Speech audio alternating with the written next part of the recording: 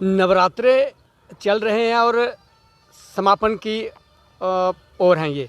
लेकिन मैं आपको ये जानकारी दे दूं कि अष्टमी और रामनवमी को लेकर कुछ लोग ये फ़ोन करके ये पूछे जा रहे हैं कि कब अष्टमी होगी और कब रामनवमी और क्या समय रहेगा।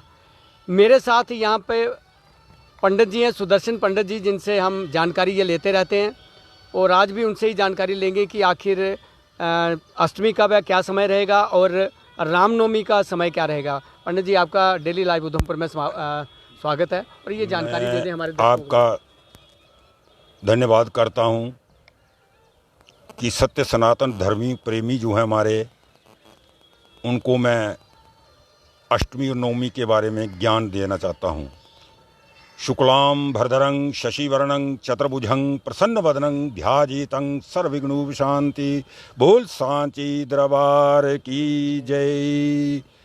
तो सत्य सनातन धर्मियों से, प्रेमियों से यही मेरी प्रार्थना है कि जो अष्टमी जो है ये वीरवार को 11:49 तक रहेगी अष्टमी, और उसके बाद रामनवमी शुरू हो जाएगी। और चैत्र महीने में राम जी का जन्म 12 बजे में नवमी में हुआ था, जिसमें रामनवमी और अष्टमी इकट्ठी आ रही है। इसलिए आपको विवाद में फंसने की कोई ज़रूरत नहीं है। आप अष्टमी के बाद रामनवमी जब शुरू होती है, आप कन्या पूजन आदि भी कर सकते हैं। और जिन्होंने सारे व्रत रखे हैं, मतलब नवदुर्गा के, वे शुक्रवार को रामनवमी जो है 10:08 तक रहेगी। जिन भक्तों ने, जिन सत्य सनातन धर्मियों ने, नर नारी आदि बच्चों ने ये व्रत रखे हैं, वो रामनवमी वाले दिन 10 बजे के अंदर अंदर कन्या पूजन करें। और कन्या पूजन करने के बाद जो साग, जो खेती है, उसको हिला के रख दें। आप शुक्रवार को भी विसर्जन जो है साग को कर सकते हैं 10 बजे से पहले पहले। और अष्टमी जो है और रामनवमी इकट्ठी आ रही है, इसमें छुट्टी का विवाद है। और इसी तरह मैंने कहा कि राम जी का जन्म चैत्र महीने नवमी में 12 बजे हुआ था, और 12 बजे के बाद रामनवमी का बड़ा महत्व माना गया, क्योंकि जन्म है उनका राम जी का। तो इसलिए आप इसमें भी व्रतोद्यापन कर सकते हैं। रामनवमी और अष्टमी के बीच में आप कन्या पूजन, नवदुर्गा का पूजन, मंदिर में आदि पूजा अर्चना कर सकते हैं। मैं भक्तों से और अपने प्रेमियों से यही कहूँगा, जो भक्त जन जो हैं, जिन्होंने सारे दुर्गा सप्तशती के व्रत अध्यापन किए, वो शुक्रवार को ही आप 10 बजे से पहले पहले कन्या पूजन करें। और कन्या पूजन करने के बीच में ही साग को हिला के रख दें, और उसके बाद आप देव का घाट या गंगा किसी भी नदी के किनारे जाकर विसर्जन कर सकते हैं। यही मेरा विधान है और इसी में आप कन्या पूजन कर सकते हैं। देखिए, मैं आपको फिर ये बता दूं कि ये सुदर्शन पंडित जी से और ये पूरी स्टिक जानकारी इनकी ओर से दी जाती है। लेकिन मैं भी ये कहूँगा कि जिस तरह से इन्होंने बताया कि कल 11:49 तक अष्टमी रहेगी और उसके बाद रामनवमी लग जाएगी, और आप उसके बाद भी विसर्जन कर सकते हैं। लेकिन जिन्होंने पूरे व्रत रखे गए हैं, जिन्होंने पूरे व्रत रखे हैं, वो दूसरे दिन 10 बजे तक ये रहेगी, 10:08 तक ये रहेगी। 10:08 तक आप अपना कन्या पूजन कर सकते हैं। विसर्जन करना चाहें तो भी कर सकते हैं, नहीं तो उसे हिला के रख दें और उसके बाद भी आप विसर्जन कर सकते हैं। लेकिन ये जानकारी जो मैं आपको देना चाहता था कि ये जानकारी आप तक पहुंचे, क्योंकि काफ़ी लोग ये पूछ रहे थे कि टाइम क्या रहेगा इसका विसर्जन करने का।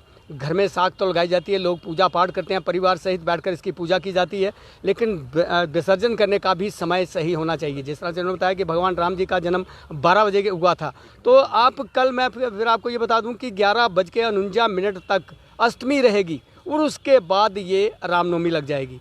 फिर उसके बाद रामनवमी दूसरे दिन 10:08 तक रहेगी, शुक्रवार 10:08 तक ये रामनवमी रहेगी। आप कन्या पूजन करें, विसर्जन करना चाहें तो देव का तट, गंगा की बड़ी बहनें वहाँ पर जाकर विसर्जन भी कर सकते हैं। और ये खबर दिखाने का हमारा यही मकसद था कि कुछ लोग दुविधा में रहते हैं कि समय क्या रहेगा या कब विसर्जन किया जाए। तो हमारा चैनल ये जानकारी हमेशा आपको देता रहेगा और देता रहा है कि आप लोग। तो मैं अपने भक्तजनों से यही प्रार्थना करूंगा, साग को जब भी आप देव का घाट या किसी भी नदी के किनारे पर छोड़ने जाओगे, बड़े धूमधाम से, बड़े सज धज के उस साख को ले जाकर आप अपने हाथों से विसर्जन करें।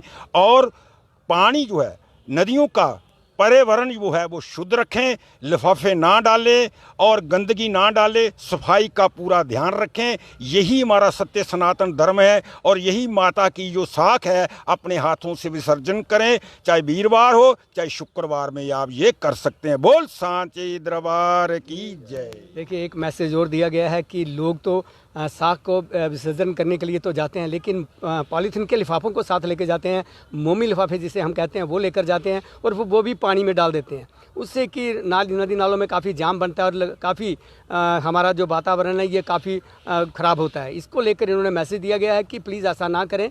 उस मोमी लिफाफे को आप साथ लेकर आएँ, उसे जला दें, या तो उसे जला दें ताकि वहाँ पे ना डालें, गंदगी ना फैलाएं, कि देवका को साफ़ सुथरा रखना हमारा भी कर्तव्य है। कैमरामैन अजय के साथ रवि सिंह, डेली लाइव, उधमपुर। बहुत बहुत शुक्रिया जनाब, याद कर दियो तो मैं आई।